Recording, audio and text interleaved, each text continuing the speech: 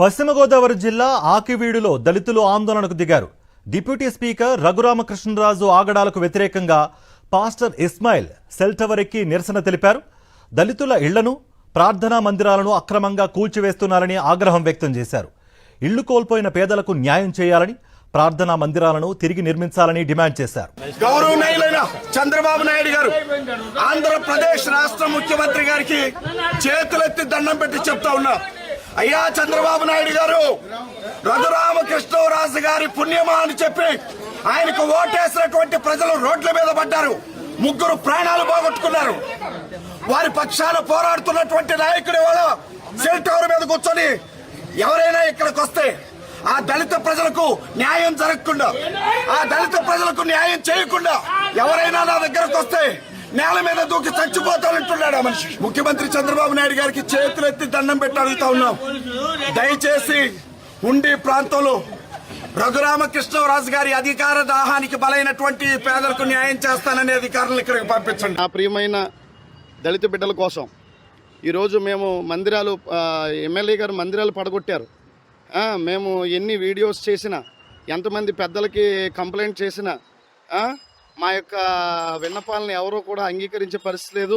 ఈరోజు మా దళిత నాయకులు అందరినీ కూడా హౌస్ అరెస్టులు చేసి పోలీసు వారిని ఉపయోగించుకుని మాకు జరిగిన అన్యాయం, దళిత బిడ్డలు 3 చనిపోతే ఈ అన్యాయం బయట ప్రపంచానికి తెలియకుండా ఎమ్మెల్యే గారు అడ్డుకుంటున్నారు. అందుకని నేను దళిత బిడ్డల పక్షంగా, దళితులందరి పక్షంగా ఈ బిఎస్ఎన్ఎల్ టవర్ ఎక్కి, ఆకివీడులో ఉన్న టవర్ ఎక్కి నేను చేసుకుంటున్నాను. దీనికి ప్రధానమైనటువంటి సూత్రధారులు, పాత్రధారులు మా నియోజకవర్గ ఎమ్మెల్యే గారే. ఆయన వైఖరే దీనికి కారణమని ఇందు మూలంగా తెలియజేసి నేను ఆత్మహత్య చేసుకోవడానికి బిఎస్ఎన్ఎల్ టవర్ ఎక్కాను. మరి ఇప్పుడు మనం ఉండి నియోజకవర్గంలో ఆకువీడు అనే ప్రాంతంలో ఉన్నాం. ఈయన పాస్టర్ గారు గత కొన్ని సంవత్సరాల నుంచి ఇక్కడ పరిచర్య చేస్తున్నారు. ఇక్కడ ఉన్న చర్చిని ఇప్పుడు లేదు, తీసేశారు. చర్చ్ అంతా కూల్చేశారు. కూలిపోయిన చర్చ్ గురించి ఎన్ని సంవత్సరాల నుంచి సేవ చేస్తున్నారు, ఎప్పుడు జరిగిందో, ఆయన బాధ ఏంటన్నా ఆయన మాటల్లోనే విందాం. పాస్టర్ గారు, మీ పేరేంటో చెప్పి ఇక్కడ జరిగిన విషయాలు కొంచెం చెప్పండి. జోసఫ్ అండి. నేను గత 20 సంవత్సరాల నుంచి ఇక్కడ పరిచర్య చేస్తున్నాను. అలాగే మా తాతయ్య గారు గత 50 సంవత్సరాలు ఇదే స్థలంలో పరిచర్య కొనసాగించారు. తదనంతరం నేను ఆ పరిచర్యను కొనసాగించాను. జూలై 19వ తారీఖున కోర్టు ఆదేశాల మేరకు అని అంటూ తప్పుడు నిర్ణయాలతో, తప్పుడు ఉద్దేశాలతో కొంతమంది ఏర్పాటయ్యి కావాలని ఈ యొక్క చర్చిని డెమోలేషన్ చేశారు. ఇది 30 సెంట్లలో ఉన్నటువంటి చర్చ్ అండి. ఇదంతా 30 సెంట్లు అక్కడి నుంచి అలా ఇదంతా కూడా 30 సెంట్లు చర్చ్ అంటే ఇదంతా ఇక్కడ మళ్ళా మేము ప్రార్థన పెడతామని చెప్పి కావాలని మట్టి అమ్మేసుకున్నటువంటి దాఖలాలు, మట్టి కూడా తవ్వేశారండి, గుంటలు పెట్టినటువంటి దాఖలాలు. ఇక్కడ చర్చి కూల్చేయడమే కాకుండా 60-70 సంవత్సరాలు ఉన్నటువంటి చర్చిని కూల్చేసి రఘురామకృష్ణరాజు గారి మనుషులు మట్టిని కూడా తవ్వుకుపోయారండి. ఇదిగోండి కాళ్ళు లోతు తవ్వేసి మట్టి కూడా పట్టిపోయారండి. ఇదే ఇదిగోండి పాస్టర్ గారు. చెప్పండి పాస్టర్ గారు, ఇదంతా ఏముండేది చెప్పండి ఒకసారి. ఇక్కడ చర్చ్ ఉండేదన్న, ఇదంతా 30 సెంట్లో చర్చ్ ఉండేది. చుట్టూరు హౌసెస్ కూడా ఉండేవి. ఇంకా ఆ రోజు జరిగింది ఏంటంటే, పోలీసులు రోడ్డుకి అడ్డంగా రూప్ కట్టి దీన్ని ఎందుకు డిమోలేషన్ చేస్తున్నారు, మీ దగ్గర ఏ ఆధారాలు ఉన్నాయి మాకు చెప్పండి, మాకు చూపించండి అని అంటే కనీసం పోలీసుల బృందం కానీ, కమిషనర్ గారు కానీ, ఎంఆర్ఓ గారు కానీ ఎవరు కూడా స్పందించి దీనికి సంబంధించిన ఆధారాలు కూడా మాకు చూపించలేదు. ఇదే నెంబర్లో, ఇదే పోరంబోక్లో వేరే టెంపుల్ ఉంది, దాన్ని తీయమని మా ఉద్దేశం కాదు. కానీ దీన్ని ఎందుకు కూలుస్తున్నారు, దాన్ని ఎందుకు తీయట్లేదు అని అంటే ఇదే జీవో దీనికి వర్తించినప్పుడు దానికి ఎందుకు వర్తించదు, అదే జీవో మరి దానికి ఎందుకు వర్తించలేదు అనేది నా బాధ అండి. ఈ చర్చిలో ఎంతమంది వచ్చేవారు? సుమారుగా 200 మంది కూడుకునేవారండి. 200 మంది కూడుకునేవారు. అంటే మీ ముందు తరాల వారు కూడా నడిపిస్తున్నారు. మరి అప్పుడు ఎప్పుడు లేదు, ఇప్పుడే ఎందుకు వచ్చింది అది ఒకసారి చెప్పండి. అది అంతకు ముందు తాతయ్య గారు ఉన్న కాలంలో చాలా మంది ఎమ్మెల్యేలు వచ్చారు, చాలా మంది రాజకీయవేత్తలు వచ్చారు, కానీ ఎవరు కూడా ఎలాంటి ఇబ్బందులు మమ్మల్ని పెట్టలేదండి. అంటే రోడ్ వేస్తామని ఏం చెప్పారు? లేదు సార్, ఎలాంటి అభివృద్ధి కూడా ఫ్యాక్టరీస్ ఉన్నాయా? ఫ్యాక్టరీస్ ఏం లేవు సార్. బస్సు కూడా లేదు సార్. ఏమి లేదు, ఏం డెవలప్మెంట్ చేయడానికి చర్చిలోకి వచ్చి ప్రేయర్ కార్డ్ చేయించుకునేవారండి ఎమ్మెల్యేస్. అవునండి, ఇదే చర్చిలోకి వచ్చి మీరు అన్నారు కదా మట్టి తీసేస్తారండి. మట్టి ఈ పొలిటికల్ వాళ్ళు ఎందుకు చేస్తారంటే అసలు ఇక్కడ ఏమీ లేవని ఆధారం కొరకు గ్రౌండ్ వర్క్ తీస్తారు. ఇదే విషయం. ఇదిగోండి, ఇగో pillars, ఇగోండి, ఇగో pillars కొట్టారు, ఇగోండి, ఈ pillars చర్చికి సంబంధించిన pillars అండి, చర్చికి సంబంధించిన పిల్లర్ కొట్టారు. ఇగో చూడండి. ఇంకో విషయం చెప్తారండి. ఇక్కడ పెద్దపొర్రు అక్కడ ఆత్రేయపురం దగ్గర ఓ చర్చి రాత్రి కాల్చి తెల్లవారు ఏం చేస్తారంటే ప్రొక్లైన్ తీసుకొచ్చి ఏమి లేనట్టు మొత్తం మట్టి తీసి కింద ఫ్రెష్ లేరు వరకు తోసుకొచ్చారు. అదే పరిస్థితి అండి, ఇదే పరిస్థితి అండి. ప్రభుత్వమే దౌర్జన్యం చేస్తే అంత విధంగా చేస్తున్నారండి. ఇది కేవలం మైనారిటీస్ మీద ఈ కూటమి ప్రభుత్వం వచ్చిన తర్వాత రఘురామ కృష్ణరాజు గారు ఎమ్మెల్యే అయిన తర్వాత జరుగుతున్నాయండి. గత పాలకులు అబ్బాయి రాజు గారు అని చెప్పేసి 25 సంవత్సరాలు ఒకే ఎమ్మెల్యే చేశారండి. ఆయన ఇక్కడికి వచ్చి ప్రార్థన చేయించుకునేవారు. క్రిస్మస్ జరిగితే శివరామరాజు గారు కూడా వచ్చారు ఇదే ప్లేస్ లో. అలాగే శివరామరాజు గారు అండి 2 టర్ములు 10 సంవత్సరాలు ఎమ్మెల్యే చేశారండి. ఆయన కూడా ఈ చర్చకు వచ్చేవారండి, ప్రార్థన చేసినవారు. ఆయన వంతు ఆయన సహకరించారు. ఆయన తర్వాత రామరాజు గారు వచ్చారండి ఎమ్మెల్యే. ఆయన కూడా 5 సంవత్సరాలు చేశారండి. ఆయన కూడా ఈ మందిరానికి వచ్చేవారని కలిసేవారు, వెళ్ళేవారు. ఎప్పుడూ లేనిది ఈ కూటమి ప్రభుత్వం ఈ రఘురామ కృష్ణరాజు గారు వచ్చిన తర్వాత క్రైస్తవ మందిరాల మీద, ఈ క్రైస్తవ సోదరుల మీద దళిత సండే వర్షిప్ జరుగుతుంది. మాకు ఎవరికి తెలియదు, ఎమ్మెల్యే గారు వచ్చారు, వర్షిప్ జరుగుతుంది ఇక్కడ. ఇలా వచ్చి ఈ చెరువుని చూసుకుని నేను స్పీచ్ చేస్తూ ఉంటే ఆయన ఒక మాట మాట్లాడారు. రఘురామ కృష్ణరాజు గారు ఆయన వచ్చి మాట్లాడుతూ ఏమన్నారంటే ఆయన్ని ఆ యేసుబాబే కాపాడాలని చెప్పి ఎటకారంగా మాట్లాడారండి. అది ఎవరికైనా వీడియో ఉందండి? లేదు సార్, నేను స్పీచ్ మాట్లాడుతూ ఉంటే ఆ సందర్భంలో మాకు తెలియదు సార్, మాకు తెలియకుండా వచ్చారు, దిగారు, మొత్తం అందరు దిగారు, చెరువుని చూశారు, నన్ను ఆ యేసుబాబే కాపాడాలి అని చెప్పేసి తీసేస్తారు. దాని అర్థం ఏంటంటే ఈ కొద్ది రోజులు చర్చ తీసేస్తారు, ఆ యేసుబాబే ఆయన కాపాడాలనేసి వ్యంగ్యంగా మాట్లాడారండి. ఖచ్చితంగా దళిత క్రైస్తవుల మీద, దళిత సేవకుల మీద జరుగుతున్న దారుణమా కాదా? ఇక్కడ క్రైస్తవుల మీద, క్రైస్తవ సమాజం అందరి మీద. ఇది కేవలం ఈ అగ్రహారానికి సంబంధించింది ఈ సొల్యూషన్ మాత్రమే కాదండి. ఈ నియోజకవర్గంలో సుమారుగా 8 చర్చిలు కూల్చేశారు సార్. 1500 మంది ఇల్లు నుంచి ఇల్లుని డిమాలిషన్ చేశారు, నిరాశ్రయం చేశారండి. మొత్తం 1500 ఇల్లులు కూల్చారు ఈ మధ్య కాలంలోనే. ఆక్విడికి సంబంధించిన కమిషనర్ అడిగితే కనీసం అసలు ఏ మాట కూడా చెప్పట్లేదండి, ఏ మాట కూడా చెప్పట్లేదు. నాయకులు స్పందించట్లేదు, అధికారులు స్పందించట్లేదు. ఆ చర్చి రోడ్డుకి 100 అడుగులు దూరం ఉన్నాయి. ఒక ఇంట్లో పెడతాం. ఎంతమంది వస్తారు? వాళ్ళందరూ వస్తారు. నోటీస్ ఇచ్చారండి? మాకైతే నోటీస్ ఇవ్వలేదండి, ఇళ్ళ నోటీస్. చర్చికి నోటీస్ ఇవ్వాలి. చర్చి ఏ ఊరండి? ఈ ఊరు పేరు ఐబీవరం. ఇది ఇది పడేసేటప్పుడు మాది లోపలికి ఉంది కదని ఎంఆర్ఓ గారికి అర్జీ పెట్టుకున్నాను. 100 అడుగులు ఉందండి, ఒకసారి మీరు వచ్చి పరిశీలించడానికి ఆయన వచ్చారండి. వస్తే నేను 100 అడుగులు కేసు పెట్టుకుని చూసాను. మా చర్చి దగ్గరికి వెళ్ళలేదండి. చూసి మీ చర్చి తీయక్కర్లో నో ప్రాబ్లం, వాళ్ళు పొక్కులరీలు వచ్చినప్పుడు నాకు చెప్పాను. వాళ్ళు వచ్చినప్పుడు చర్చి తీయక్కర్లేదు అన్నారు. మేము నిబ్బరంగా ఉన్నాం. తర్వాత 4 రోజుల తర్వాత అదే ఎంఆర్ఓ గారు మాకు ఫోన్ చేసి నాకు ఒత్తిడి వచ్చేందుకు ఒళ్ళు కాబట్టి మీకు స్థలం ఇస్తాను, నాకు రాయిస్తా అని బలవంతంగా చూపించారు. మీరేమో రాసిచ్చారా? ఒప్పుకున్నారా? పంపించారా? నాది బాధ్యత, నేను స్థలం ఇస్తా అన్నారు. మాటానండి, రాతపూర్వకం ఏం లేదు. అలాగే నేను స్పందనలు పెట్టాను, నేను ఎండార్స్మెంట్ ఇచ్చాను. అంటే ఎవరి ఇల్లు ఉండే అని ఆమెకు తెచ్చాను. రఘురామ కృష్ణరాజు గారు ఈ మధ్యకాలంలో నేను చర్చలే కాదు ఏది ఉన్నా సరే నేను తీసుకుంటూ పోతాను, అన్ని పడగొట్టేసుకుంటూ వెళ్ళిపోతాను అని చెప్పేసి ఆయన వ్యాఖ్యలు ఇచ్చారు. ఆ వ్యాఖ్యలకి నిదర్శనంగా నేను నియోజకవర్గం అంతా తిరుగుతున్నాను. అందులో భాగంగా ఐబీఆర్ వచ్చాను. ఇది ఇటువంటి శివాలయం అని రోడ్డు పక్కన శివాలయం. ఇది ఈ శివాలయం పడగొట్టలేదు. పాపారావు గారు చర్చ శివాలయం రోడ్డు పక్కనే చెప్పండి సార్. ఇక్కడ శివాలయం మరి రఘురామ కృష్ణరాజు గారికి కానీ అధికారులకు కానీ మరి శివాలయం అని తెలియట్లేదో లేకపోతే పడగొట్టలేదో తెలీదు. నేను ఈ విషయం తీవ్రంగా ఖండిస్తున్నాను. త్వరలో ఇదే కాలగొట్టుతుంది. ఇంచుమించుగా 150 మంది 200 మంది విశ్వాసులు ఉన్నారు. నిర్దాక్షిణ్యంగా ఆ చర్చిని కూల్చేశారు. దానికి ఆనుకున్నట్టు శివాలయం ఏం ముట్టుకోలేదు. చాలా వివక్షత, ఇది చాలా వివక్షత అండి. ఇది దీన్ని ఇప్పుడైనా సరే అధికారులు స్పందించాలి. ఇప్పుడు రాజకీయ నాయకులు 5 సంవత్సరాలు ఉంటారు, వెళ్ళిపోతారు. కానీ అధికారులు కొంతకాలం బాధ్యతగా పనిచేస్తారు. మీరు పాస్టర్ గారు ఏనండి, అందుకే పాపారావు గారు నడిపించిన చర్చు, అక్కడ కూల్చిన చర్చు.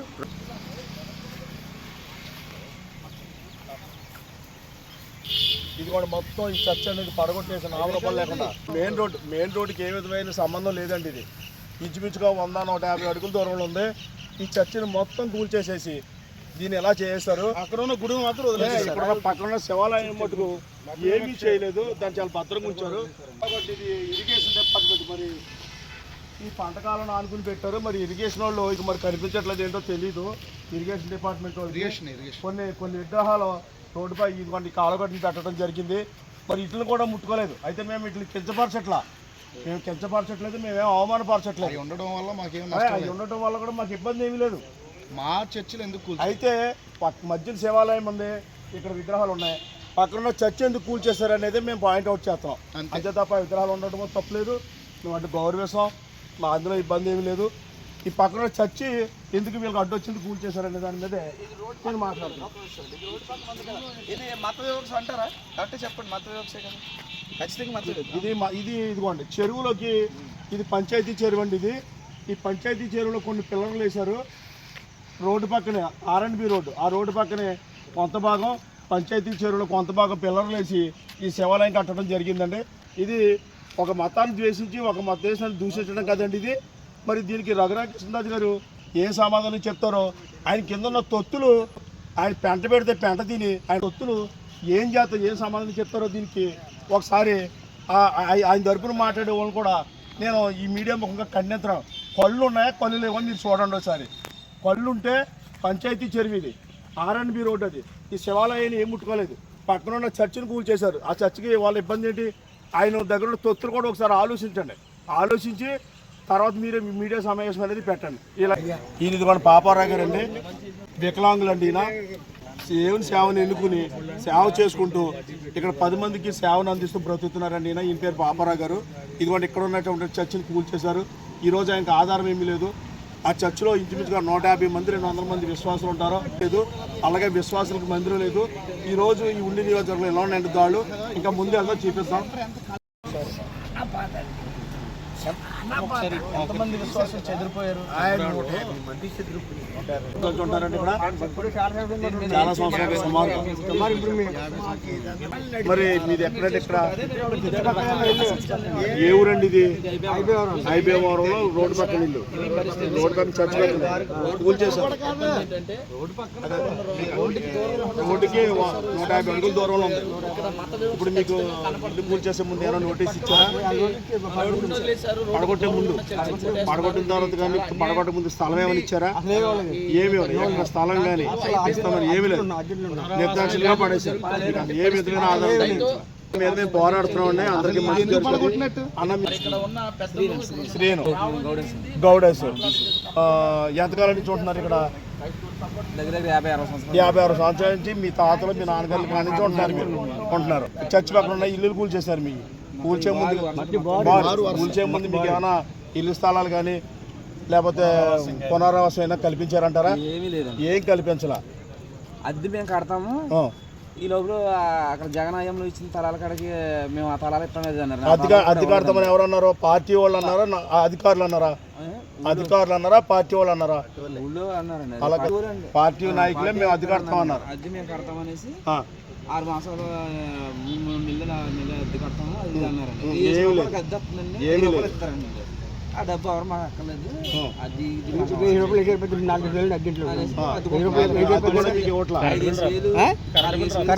అది కూడా ఇవ్వట్లా మీకు. ఇప్పుడు ఇప్పుడు పరమటి చేసిన మిమ్మల్ని ఎవరో పరామర్శించలేదు.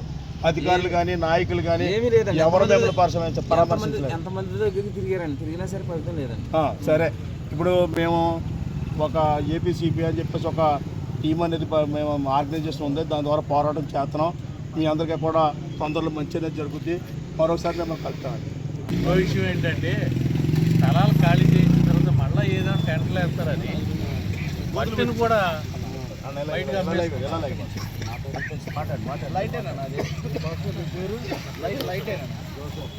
మరి చర్చ ఎక్కడ ఉండేది? చివరిలో ఉంది సార్. నేను 20 years నుంచి చేస్తున్నాను. తాతయ్య గారు ఒక 50 years నుంచి చేస్తాను. అప్పుడు 70 సంవత్సరాల నుంచి ఎంతమంది విశ్వాసాలు? 200 మంది. 200 మంది ఉంటారు సార్. 70 సంవత్సరాల నుండి ఉన్న చర్చిని 50 సంవత్సరాల నుండి చర్చిని తీసేసారు. 200 కనీసం నోటీసులు అయితే ఇంతమంది ఉన్నది ఇది స్థలం ఇద్దాం లేకపోతే నేరం వచ్చేద్దాం అనేది ఏమి లేదు. లేదు సార్, నోటీస్ ఉంది సార్.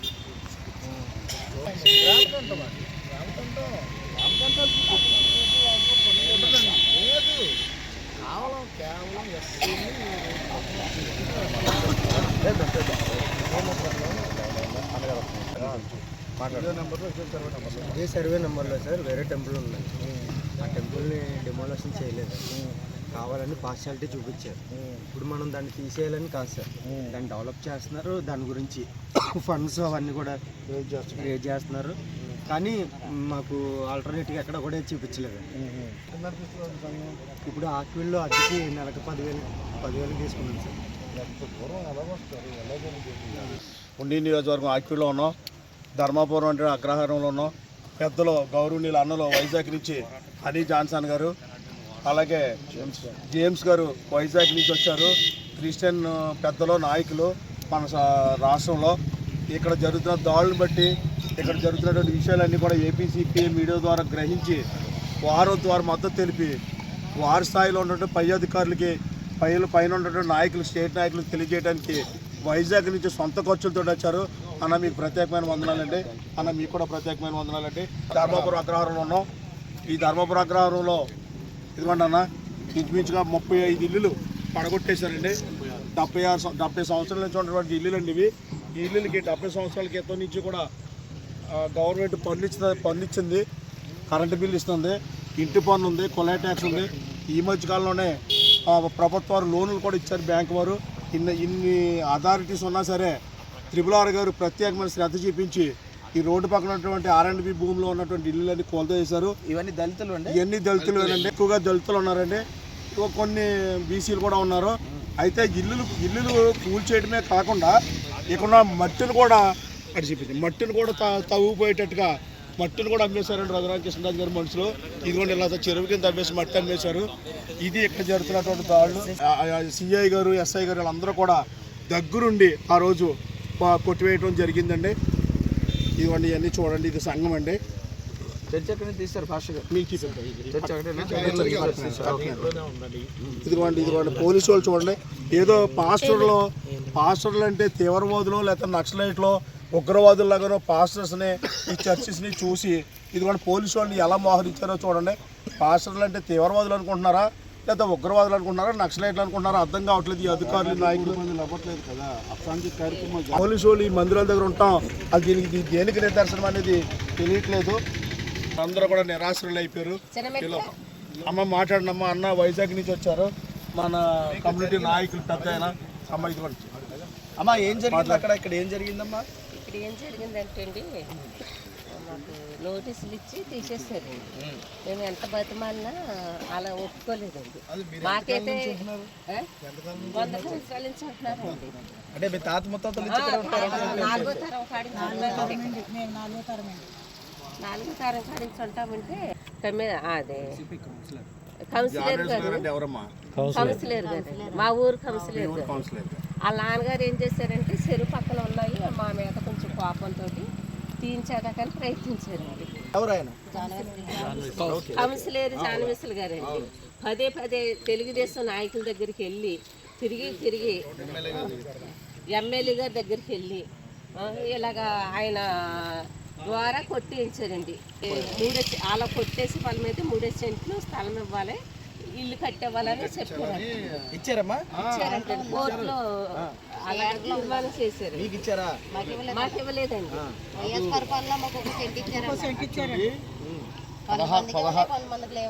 16 ఇళ్ళకి కోర్టు ఆర్డర్ ఇచ్చింది.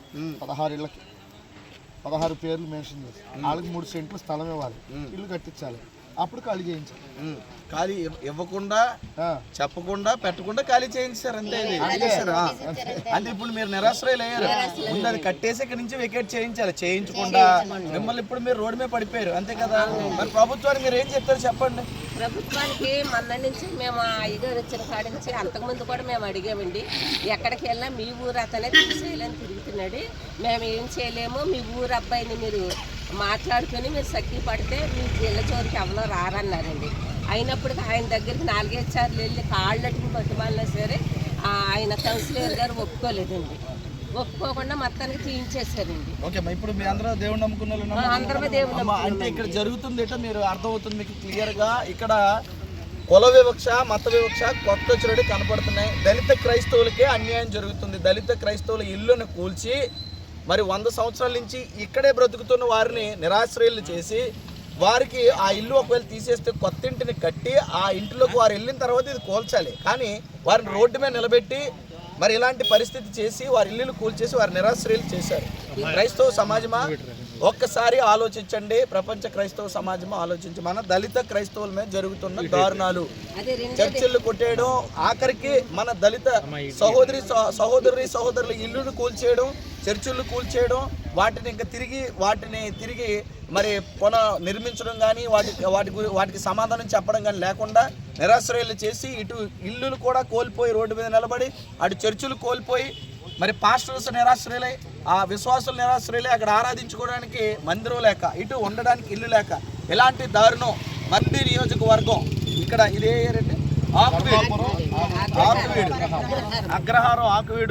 అగ్రహారంలో జరిగింది. ఐబీఎంవరం కానివ్వండి, ఇంకా మిగతా చోట్ల కూడా ఇదే పరిస్థితి.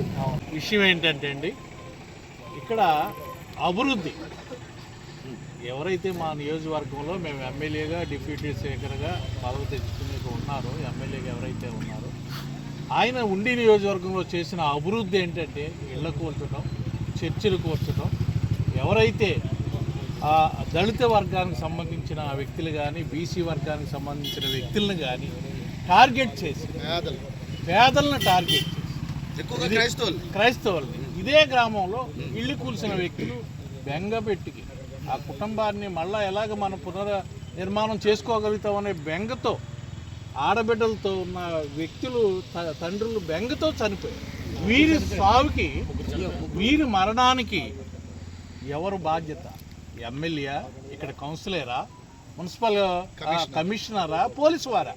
మాకు క్లారిటీ రావాలి. మన ధర్నా కూడా దాని విషయంలోనే మేము ధర్నాకు పోతే మా ధర్నాను భగ్నం చేశారు. కానీ ఇది నిరంతరం జరుగుతున్న ప్రక్రియ. మరి ఇటు వైజాగ్ నుంచి కానీ, హైదరాబాద్ నుంచి కానీ, ఇటు నెల్లూరు నుంచి కానీ, బాపట్ల నుంచి కానీ ఈ క్రైస్తవ నాయకులు పెద్ద ఎత్తున వచ్చి ఈ కార్యక్రమం చేస్తున్నారంటే ఈ జరిగిన 3 హత్యలకు ఎమ్మెల్యే బాధ్యత వహించాలి, ఇక్కడ కౌన్సిలర్ బాధ్యత వహించాలి. ఇది ఎవరు ల్యాండ్ అండి? ఇది ఎవరు ల్యాండ్? ప్రభుత్వాన్ని గ్రామ కంట ఉంది. ఇక్కడ అభివృద్ధి అంటున్నారు. ఏది మీరు చేస్తున్న అభివృద్ధి? ఎంతమందికి ఉపాధి కల్పించారు ఇక్కడ ఖాళీ చేయించి? అది మాకు కావాలి. ఎంతమందికి నివాసం ఇచ్చారు? మీరు సెంటు స్థలం ఇచ్చి అదిగో మీరు వెళ్ళండి అంటే అక్కడ కట్టుకోవడానికి కావలసిన కాంపెన్సేషన్ ఎవరిస్తారు? ఎమ్మెల్యే గారు మీరు జవాబు చెప్పాలి. నిరాశలైన ఈ వ్యక్తులు రోడ్డు మీద ఉన్నారు. ఈ అభివృద్ధి ఇదేనా? ఈ కాన్స్టెన్సీలో మీరు ఏదేదో మాట్లాడుతున్నారు. ఐపీఎంఆర్ఎం మీ గ్రామంలోనే చర్చిలు కూల్చారు, ఇళ్ళు కూల్చారు. అక్కడ ఉన్న అడ్డంగా ఉన్న శివాలయాన్ని ఎందుకు కూర్చలేకపోయావు? ఒక్కసారి జవాబు చెప్పు రఘురామకృష్ణరాజు గారు. మీ పాలన ఇదేనా? మేము చంద్రబాబు గారికి కూడా పిలిపిస్తున్నాం. ఇటువంటి వ్యక్తిని మాకు పంపించి పార్టీని కూలదేశేలాగా చేశారు. మీరు ఇప్పుడైనా తెలుసుకుని ఈ పేదలకు న్యాయం చేయాలని ఈ మీడియా పరంగా మీకు తెలియజేస్తున్నా. ఈ ఒక్క రోజుతోనే కాదు, ఇక్కడ న్యాయం జరిగే వరకు, వీళ్ళకి పునర్నివాసం కలిగే వరకు, నివాసాలు కట్టించే వరకు నిత్యము పోరాడుతుంది. మమ్మల్ని రేపిన వాళ్ళు మీరే, మా జనానికి అన్యాయం చేసిన వాళ్ళు మీరే. దీనికి జవాబు మీ నుంచి రావాలి, మీ ప్రభుత్వం నుంచి రావాలని మేము కోరుకుంటున్నాం. చిన్న మాట అండి, ఇప్పుడు 3 చనిపోయిన వ్యక్తులు వాళ్ళు దళితులేనండి? ముగ్గురు చనిపోయారు. ఒకసారి చెప్పండి అమ్మా, దళితులేనా వాళ్ళు చనిపోయిన వాళ్ళు? అదే వాళ్ళు ఆ వ్యక్తులు ఎవరైతే చనిపోయారో, ఆ పెద్దలు ఎవరైతే చనిపోయారో వాళ్ళు 3 దళితులు. నోటీసులు ఇవ్వడం బట్టి చెప్పండి. ఇల్లు తీసేసిన వాళ్ళని సరిపోయారు మనోవ్యాధితో. ఇదే స్థలం అండి. ఇక్కడ ఇల్లు కష్టపడి కట్టుకున్నారు. ఒకసారి కూడా నోటీసులు పంపారన్నటువంటి మనోవ్యాధితో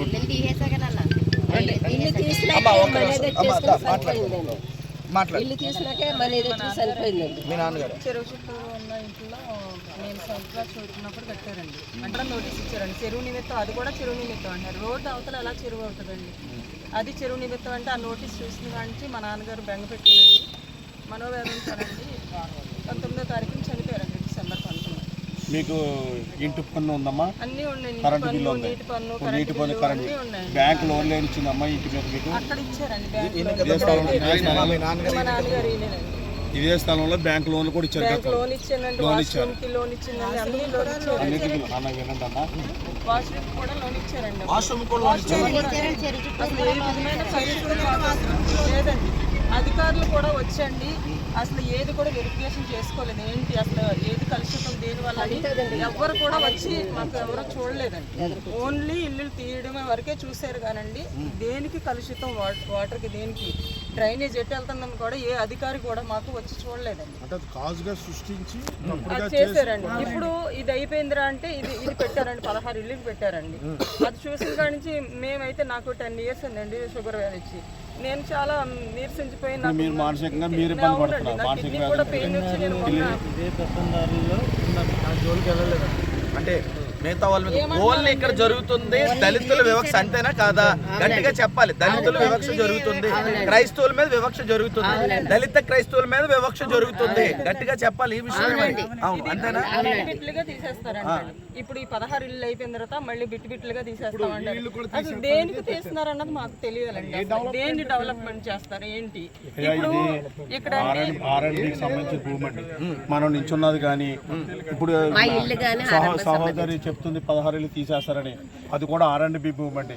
ఏ విధమైనటువంటి రోడ్డు ఇంప్లిమెంట్ లేదండి. ఈ రోడ్డు ఎలా కొల్లేరులోకి వెళ్తారు. 18 సంవత్సరాలు నేను కువైట్లో కష్టపడండి. అక్కడ నేను ఇంట్లో పనులు చేసుకుని నేను కష్టపడి కట్టుకున్నానండి. నేను సింగిల్ అండి, నేను సింగిల్ పేరెంట్. నాకు 2 అమ్మాయిలు అండి. వాళ్ళు పెళ్లిడికి వచ్చారు, డిగ్రీలు అయి ఉన్నాయి. నేను మ్యారేజ్ ఎలా చేసుకోవాలి, నేను ఇల్లు ఎలా కట్టుకోవాలి? ఈ రోడ్డు అనేది కొల్లేరులోకి వెళ్తుందండి, పొలాల్లోకి. కొన్ని హైవే ఎక్స్టెన్షన్ చేస్తున్నారు, రోడ్ ఎక్స్టెన్షన్ చేస్తున్నారు, లేకపోతే ఇది ఇంకో హైవేలోకి వెళ్తుంది అంటకు లేదండి. కింద ఉన్న పొలాలు కొల్లేరులోకి వెళ్తుందండి. ఈ కంప్లీట్ R&Bకి సంబంధించిన భూములండి ఇవన్నీ కూడా దళితులు. అది నిజంగా చెరువేనమ్మా. చిన్నప్పటి నుంచి మీరు ఎక్కడ ఉన్నారా? చెరువు అది ఏమ్మా? చిన్నప్పటి నుంచి 100 సంవత్సరాల నుంచి మీ తాత ముత్తాతలు ఉన్నారు, మీరు పుట్టారు, మీ తండ్రులు వాళ్ళందరూ ఇక్కడే బ్రతికారు. చెరువమ్మా, మీరు చెరువులో ఆడుకున్నారు. పోనీ మీరు ఎక్కడైనా ఉంటారు చెరువా? చెరువులోనే మంచి నీళ్ళు ఉంటాయండి. ఆ నీళ్ళే ఉందండి మాది కలగదండి వాటర్ కూడా. అంటే ఇక్కడ జరుగుతుంది ఏంటో ప్రజలారా, ఇక చెరువు అని సాకు చెప్పి దళిత క్రైస్తవుల మీద జరుగుతున్న దారుణాలు. ఇల్లులన్నీ క్రైస్తవులు దళిత క్రైస్తవులవే తీసేసి దళిత క్రైస్తవ సంఘాలని తీసేసి ఇలాంటి భయంకర పరిస్థితి యొక్క ఉండి నియోజకవర్గంలో ఆకువీడి మండలంలో జరగడం చాలా బాధాకరమైన విషయము. ఆలోచించండి అన్న. ఇస్మాయిల్ అన్న ఒక్కసారి నిన్న ధర్నా చేశారు కదా, మీరు టవర్ కూడా ఎక్కారు. అన్నగారు ఇస్మాయిల్ అండి. మరి ఈయన నిన్న ధర్నా చేశారు పెద్ద ఎత్తున. ఇక్కడ నాయకులు పెద్ద ఎత్తున ధర్నా చేశారు. వీరికి న్యాయం జరగాలని, దళిత క్రైస్తవులకు న్యాయం జరగాలని. వారి ఇల్లుల్ని అమానుషంగా మరి కూల్చేసి వారిని నిరాశ్రయులు చేసి రోడ్డు ఎక్కించేశారు. అలాగే సంఘాలు కూల్చేశారు. అలాగే వివక్ష చూపిస్తున్నారు దళిత క్రైస్తవుల మీద. అట్లాగే మరి చాలా మందిరాలు, ఆరాధించుకున్న మందిరాలు కూల్చేసి ఇక వివక్ష చూపిస్తూ, ఇక్కడ మత వివక్ష చూపిస్తూ గుళ్ళు మాత్రం రోడ్లు పక్కనే ఉంచి రోడ్డుకు దూరంగా ఉన్న చర్చిలు కూల్చేసి వారి పాపం ఈ దళిత క్రైస్తవులు బ్రతుకుతున్న వారి యొక్క గూడులను కూల్చేసి భయంకర పరిస్థితి ఇక్కడ ఈ యొక్క నియోజకవర్గంలో జరుగుతున్నప్పుడు వారందరూ కూడా ఆ నాయకులు, క్రైస్తవ నాయకులు అందరూ కూడా నిన్న ధర్నా చేయడానికి సిద్ధపడితే ఏం జరిగిందో చెప్పండి అన్న ఇస్మాయిల్ అన్న. యాక్చువల్లీ మేము శాంతియుత ర్యాలీకి పర్మిషన్కి పెట్టుకున్నాం. అంటే ఒక్క ధర్మాపురం అగ్రహారానికి సంబంధించిన అంశంలోనే కాకుండా నియోజకవర్గ వ్యాప్తంగా SC, ST, BC కులాలలో పేదవారి యొక్క ఇళ్లను టార్గెట్ చేసి ఎమ్మెల్యే గారు కూల్చివేస్తున్నటువంటి పరిస్థితిని దృష్టిలో పెట్టుకుని, అంతేకాకుండా 7 ప్రార్థనా మందిరాలు మాకు బాధ అధికంగా ఎక్కడ కలిగింది అంటే మా ప్రార్థనా మందిరాల్ని కూల్చేశారు. ఇతర మత విశ్వాసానికి సంబంధించిన గుడులు మాత్రం ఉంచారు. అవి కూడా ఇదే పోరంబోకు, పంచాయతీ పోరంబోకు, ఇరిగేషన్ పోరంబోకులో ఉన్నవే. మందిరాలకు దగ్గరగా ఉన్న గుళ్ళు ఉంచారు, మందిరాలు కూల్చారు. ఆ బాధతో మేము ఈ ఉద్యమాన్ని ప్రారంభిస్తే అప్పుడు ధర్మాపురం అగ్రహారంలో అసలు వాస్తవాలన్నీ కూడా వెలుగులోకి వచ్చాయి. దళితులు ఇళ్ళు కూల్చేయడాన్ని బట్టి 3 దళిత బిడ్డలు చచ్చిపోయారు. అది స్థానికంగా ఉన్నటువంటి కొంతమంది నాయకులు కప్పిపుచ్చితే ఆ అంశాన్ని చంద్రబాబు నాయుడు గారి దృష్టికి తీసుకువెళ్ళాలి. ఇది ఖచ్చితంగా ఈ నియోజకవర్గంలో జరుగుతున్న అన్యాయం ప్రభుత్వానికి తెలియచేయాలన్న ఉద్దేశంతో శాంతియుత ర్యాలీని ప్రకటించినప్పుడు పోలీసు వారు ఆ ర్యాలీకి అనుమతి ఇచ్చినట్టు ఇచ్చి ఏం చేశారంటే రాత్రికి రాత్రి క్యాన్సిల్ చేసి తెల్లవారుజాము 4:30 గంటలకి మా నాయకుల ఇళ్ల దగ్గరికి 4 పోలీసులను పంపించి అందరినీ హౌస్ అరెస్టులు చేయించి ధర్మాపురం అగ్రహారం ఈ ప్రజల దగ్గరికి పోలీసు వారిని పంపించి జనాలు ఆ ధర్నా కార్యక్రమానికి రాకుండా అడ్డుకుంటున్న సందర్భాన్ని మేము చూసి ఇక మమ్మల్ని అందరినీ చెదరగొట్టే ప్రయత్నం ఈ రకంగా చేస్తున్నారు. ఎమ్మెల్యే గారు అసలు బయట ప్రపంచానికి విషయం తెలియనివ్వట్లేదు, మీడియాని చేతుల్లో పెట్టుకున్నారు, ఏ అంశం కూడా బయటికి తెలియనివ్వట్లేదని చెప్పి ఇక లాభం లేదు, నేనేమైపోయినా పర్వాలేదు, అసలు ఈ నియోజకవర్గంలో జరుగుతున్న అన్యాయం ఖచ్చితంగా యావత్ క్రైస్తవ్యం తెలుసుకోవాలి, అలాగే ప్రభుత్వం తెలుసుకోవాలి అని చెప్పి నేను ఇక నా మిత్రులు ఎవరికి చెప్పకుండా నాకు నేనుగా ఈ నిర్ణయం తీసుకుని సెల్ టవర్ ఎక్కేశాను.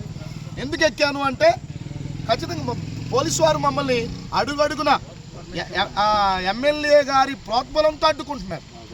ఎమ్మెల్యే గారు ఏం చెప్తే అది RRR గారు రఘురామకృష్ణరాజు గారు ఏం చెప్తే అది అధికారులు చేసే విధంగా వాళ్ళ యొక్క ఆలోచన విధానం ఉంది చూడండి.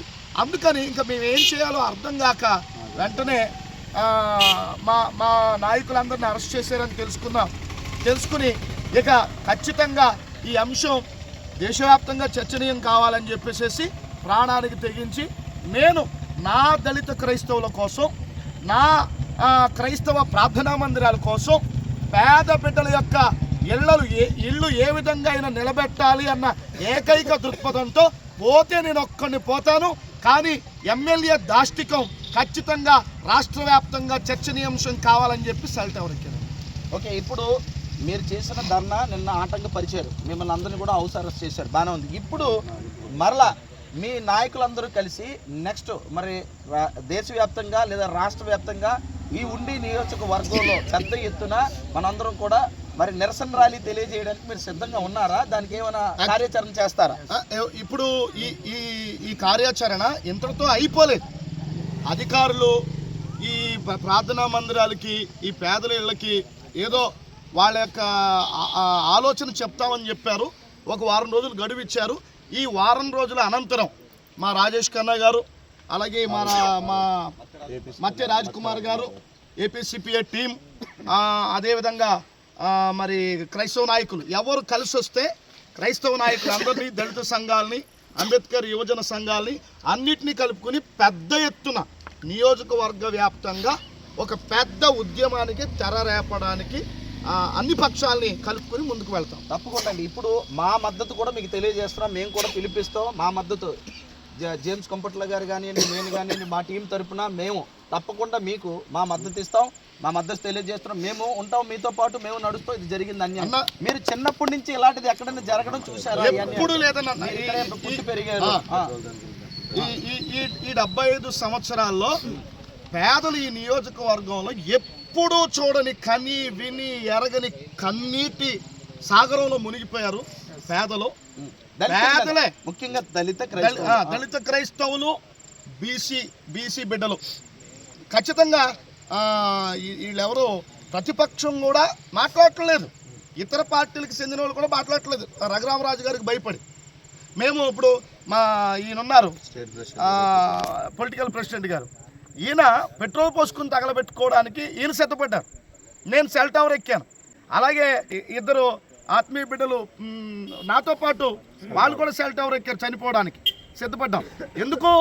మా గోడు ఎవరు వింటలేదు. మా మందిరాలు ఇంకా మందిరాలు కూలుస్తాడట రాజుగారు.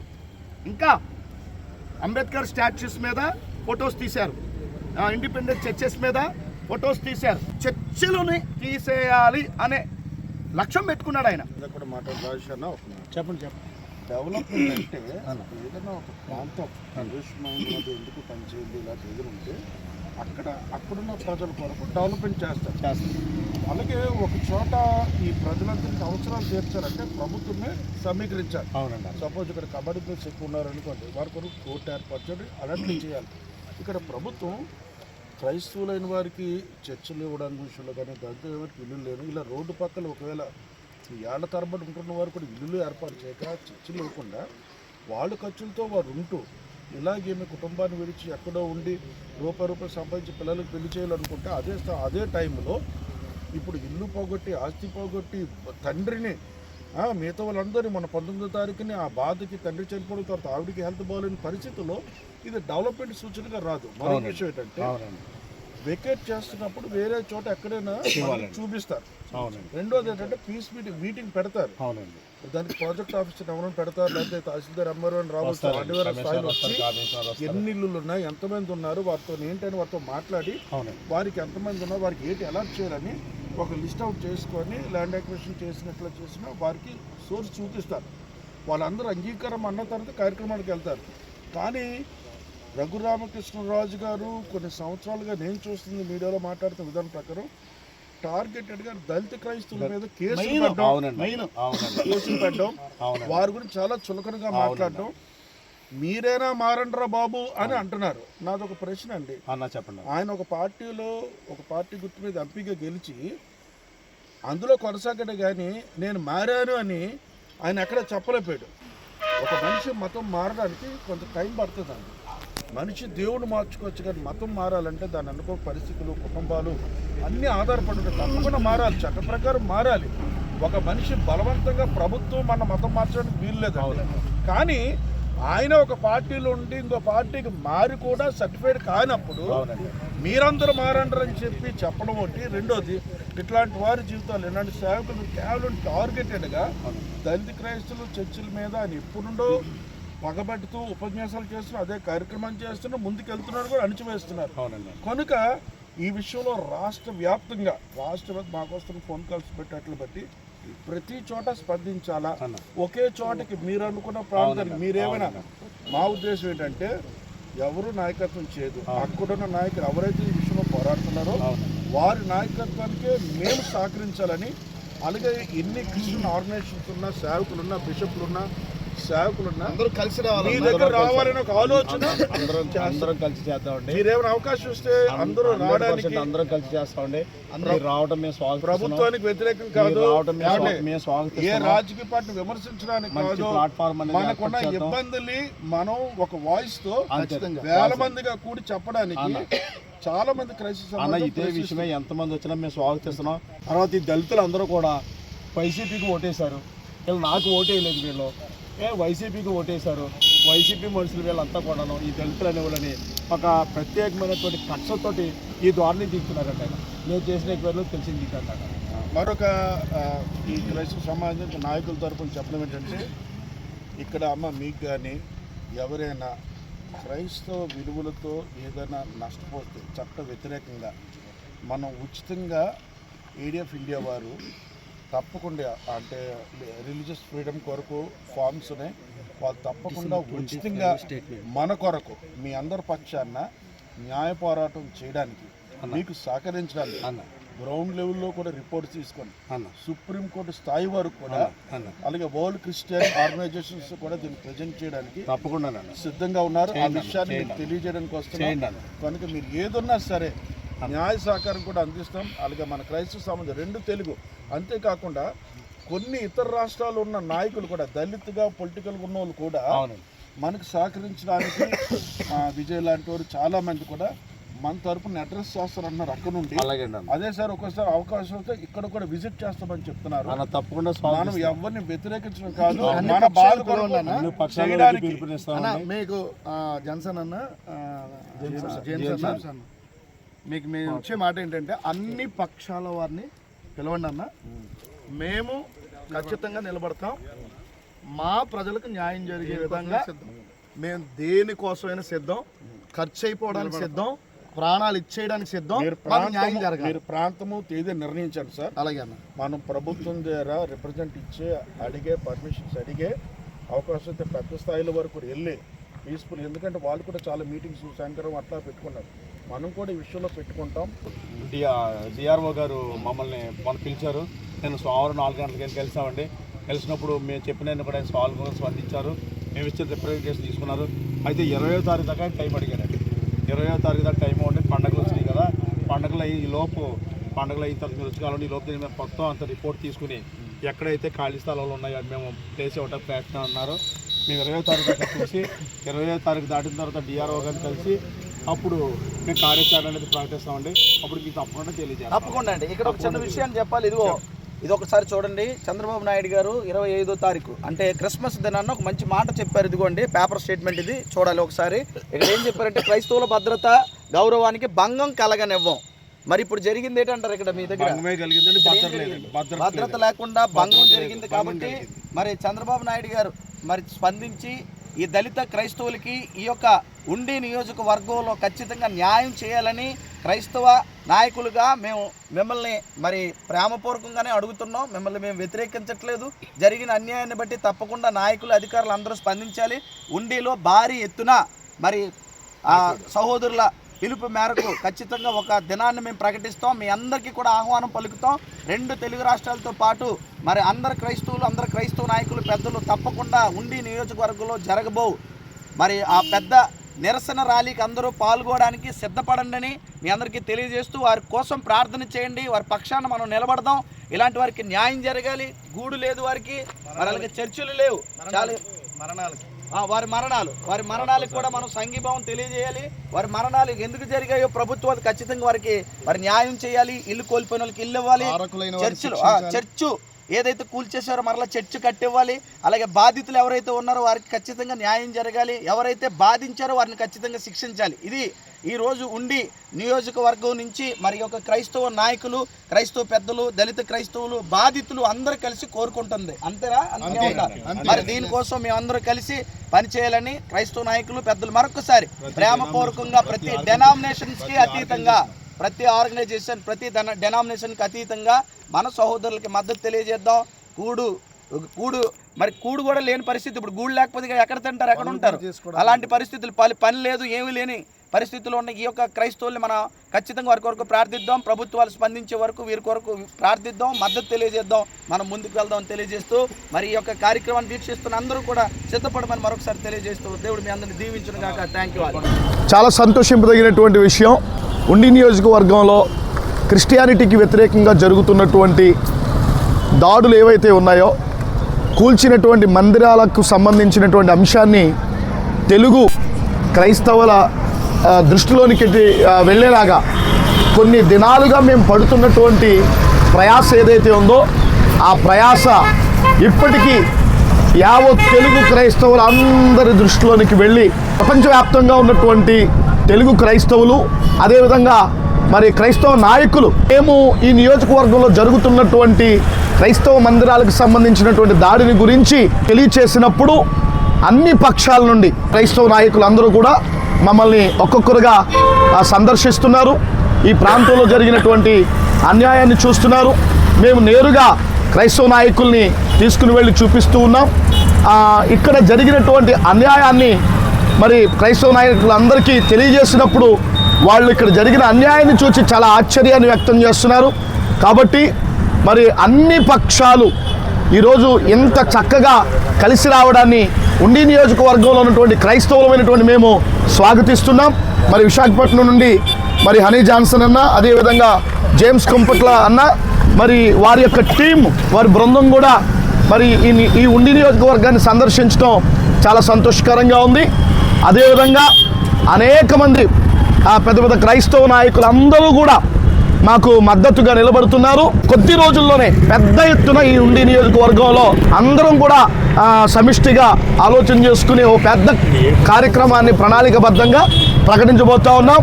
యావత్ తెలుగు క్రైస్తవులందరూ కూడా ఈ నియోజకవర్గంలో జరుగుతున్నటువంటి మరి వివక్షకు సంబంధించి, మందిరాలు కూల్చివేయడానికి సంబంధించినటువంటి అంశం మీద మరి ఇంకా కలిసి రావాల్సినటువంటి పక్షాలన్నీ కూడా కలిసి రావాలని ప్రేమతో ఆహ్వానిస్తున్నాం. మా మధ్యకు వచ్చిన క్రైస్తవ నాయకులకి మరి ఏపీసీపీఏ తరపు నుండి, అదేవిధంగా ఏఐసీఎఫ్ తరపు నుండి, స్థానికంగా ఉన్నటువంటి క్రైస్తవ సంఘాల తరపు నుండి హృదయపూర్వకమైనటువంటి వందనాలు మీ అందరికీ తెలియజేస్తూ ఉన్నాం.